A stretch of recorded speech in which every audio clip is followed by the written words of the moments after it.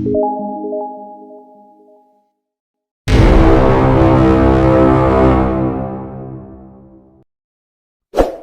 sebagaimana dikutip dari media GPNN, ini salah satu media yang sangat intens begitu teman-teman ya, menginformasikan seputar P3K ini juga. Nah, kita lihat di sini bahwa gaji P3K paruh waktu 3,8 juta. Namun jam kerja part time belum jelas. Jam kerjanya berapa jam? Itu belum jelas ya. Apakah jam kerjanya 4 jam atau 8 jam? Oke, coba kita simak bersama-sama informasi di hari ini.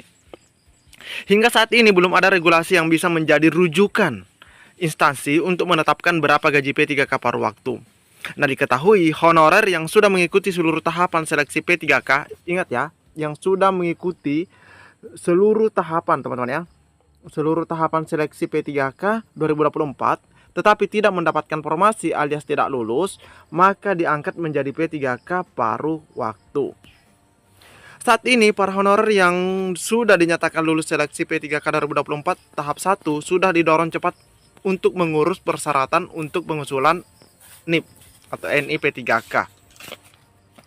Sementara, bagi honorer yang tidak mendapatkan formasi belum tahu nasibnya ke depan.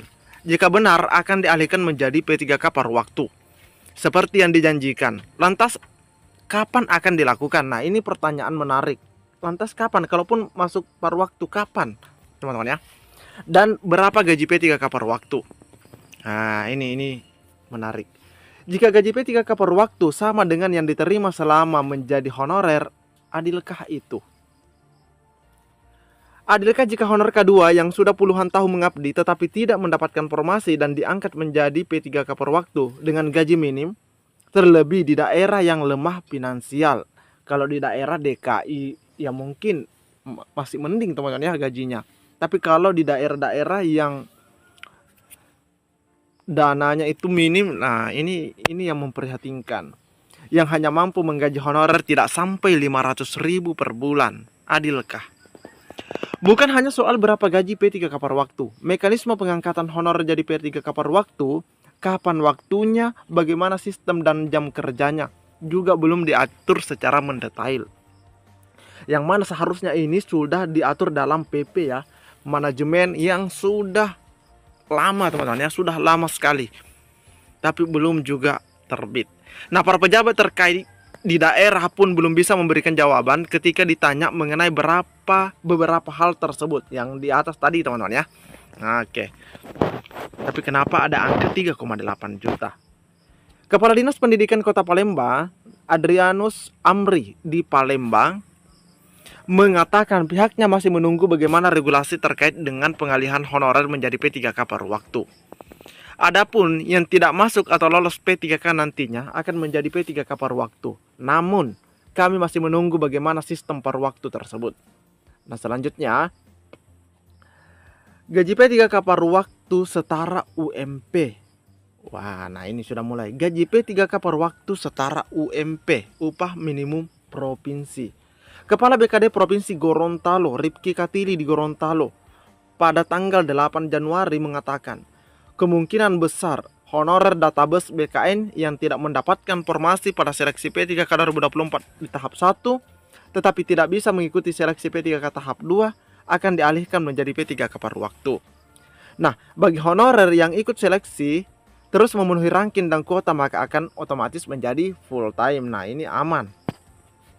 Honor yang lulus seleksi CASN dan P3K sesuai rangkaian dan kuota ada itu P3K paruh waktu, sisanya ke paruh waktu. Nah, bedanya P3K paruh waktu dapat gaji dan tunjangan sesuai regulasi, yang paruh waktu gajinya tetap seperti 2024. Maksudnya seperti apa? Jika tidak ada regulasi yang jelas mengenai gaji P3K paruh waktu, maka besaran gaji akan variatif. Karena ini akan dibebankan ke masing-masing instansi dan sesuai dengan kemampuan fiskalnya. Karena selama ini memang tidak ada keseragaman gaji honorer di seluruh Indonesia. Begitupun jika gaji P3K paruh waktu disetarakan dengan upah minimum provinsi alias UMP, memang tidak sama. Diketahui ada Pemda yang menyatakan akan menggaji P3K paruh waktu setara UMP, yakni di Provinsi Kepulauan Bangka Belitung. Ternyata di Bangka Belitung teman-teman ya, gaji P3K per waktunya itu nanti sama dengan UMP-nya. Luar biasa. Oke, kita next.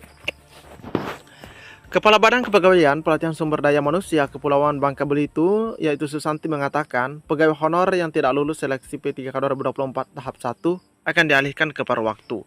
Mereka yang tidak lulus P3K akan menjadi paruh waktu dengan honor sebesar UMP tanpa tunjangan. Nah, diketahui untuk UMP 2025 di Provinsi Bangka Belitung atau Babel, teman-teman ya. Nah, ini 3.876.600. Dengan demikian, jika pernyataan Susanti diwujudkan, maka gaji P3K per waktu di lingkup Pemprov Babel sebesar 3.876.600. Terus jam kerja per waktu. Nah, hingga saat ini juga belum jelas bagaimana mekanisme kerja dan jam kerjanya. Apakah jam kerja per waktu juga separuh dari jam kerja P3K penuh waktu? Alex Denny saat menjabat Deputi Bidang Sumber Daya Manusia atau SDM, nah ini X ya, aparatur Kemenpan RB, pernah beberapa kali menyampaikan penjelasan mengenai hal tersebut.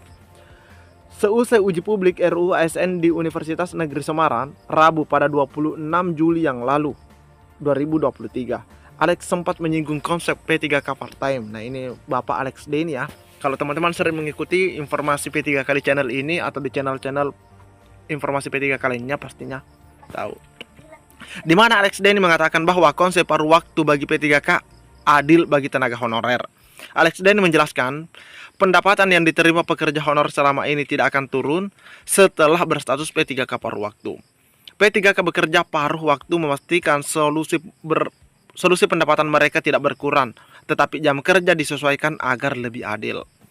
Saat itu Alex Denny mengatakan, dengan konsep paruh waktu, tenaga honorer bisa memaksimalkan waktu yang dimilikinya untuk mencari tambahan penghasilan.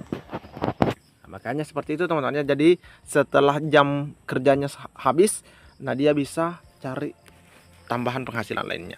Dengan konsep kerja penuh waktu seperti selama ini, Alex Denny, kata Alex, tenaga honor wajib berada di instansi tempatnya bekerja selama jam kerja penuh, padahal tugasnya tidak seharian penuh. Misalnya sebagai guru honorer datang ke sekolah, walaupun enggak ngajar. Ini enggak fair. Membayar tidak cukup baik, tetapi waktunya dikonsumsi secara penuh. Nah ini betul-betul benar teman-teman ya. Nah menurutnya, dengan konsep P3K part-time, guru masih bisa mendapatkan tambahan pendapatan di luar gaji sebagai ASN. Jadi kalau misalnya di hari Senin dia jam kerjanya cuma 4 jam, ya selebihnya guru tersebut bisa, ini contoh ya, guru tersebut bisa cari tambahan di luar. Guru di daerah tertentu misalnya matematika yang tidak dapat kelas cuma 2 kali seminggu dengan paruh waktu, selain mengajar di situ bisa juga ngajar di sekolah swasta, madrasah atau bahkan buka les.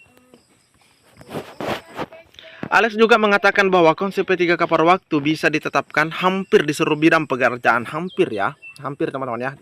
Jadi bukan berarti kalau di pendidikan itu sudah fix, tapi Pak Alex Denny mengatakan hampir, mulai dari pemerintahan, pendidikan, hingga kesehatan, sehingga tidak menemui kendala berarti. Di pendidikan ini bisa saja operatornya, misalnya teman-teman ya, operator. Misalnya peranata komputer, guru mata pelajaran tertentu yang ngajarnya seminggu 2 kali, terus nakes perawat, dokter juga sama. Bisa bekerja paruh waktu di puskesmas, rumah sakit swasta, atau buka praktik di rumah. Jadi kalau untuk guru di sini dicontohkan adalah guru yang hanya 2 kali mengajar. Mungkin ini di sekolah menengah atas. Ini kalau misalnya ada guru seperti itu dan dia masuk part time, nah itu dia bisa menyelesaikan di luar jam kerjanya.